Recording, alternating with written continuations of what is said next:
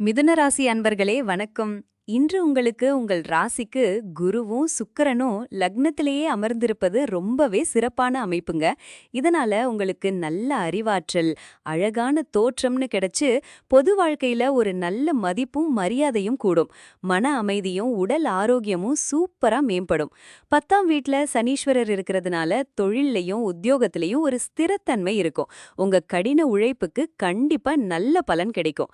லாபஸ்தானமான 11ஆம் வீட்ல செவ்வாயும் கூடவே அஸ்தங்க நிலையில இருக்கிற சந்திரனும் சஞ்சரிக்கிறதுனால பணவரவு அருமையா இருக்கும். நண்பர்கள் மூலமா உங்களுக்கு நிறைய நன்மைகள் கிடைக்கும். எதிர்பாராத பண லாபங்கள் கூட வரலாம். ஆனா ஒரு சின்ன கவனம் தேவை.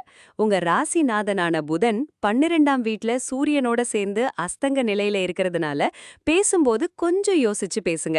தேவையில்லாத செலவுகளும் மனக்குழப்பங்களும் வர வாய்ப்பிருக்கு.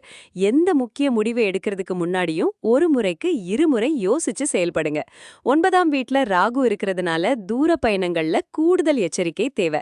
பூர்வீக சொத்து விஷயங்கள்லயும் கவனமா இருங்க. அதே சமயம் 3ஆம் வீட்ல கேது இருக்கிறது உங்களோட தைரியத்தையும் தன்னம்பிக்கையும் அதிகரிக்கும். இன்றைய தினம் பரணி நட்சத்திரத்துல சந்திரன் சஞ்சரிக்கிறதும் சனிக்கிழமைங்கிறதும் உங்களோட செயல்பாடுகள்ல ஒரு வேகத்தையும் அதே சமயம் சிந்திச்சு செயல்பட வேண்டிய அவசியத்தையும் உணர்த்துது.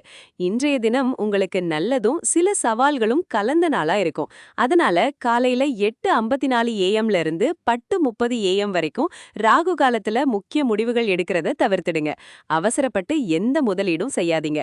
பெருமாள் கோவிலுக்கு போயிட்டு வரது நல்ல பலன் தரும். பசுக்களுக்கு அகத்திக்கீரை கொடுக்கலாம், இல்லனா பச்சை பயிறு தானம் பண்ணலாம். ஓம் புதாய நமக இந்த மந்திரத்தை சொல்லிட்டே இருங்க. இன்றைய தினத்துக்கான உங்களோட ஒட்டுமொத்த பலம் 5ல ஒரு நல்ல 5 மதிப்பெண்கள் இருக்குங்க. எல்லாம் சுபமா அமைய வாழ்த்துக்கள்.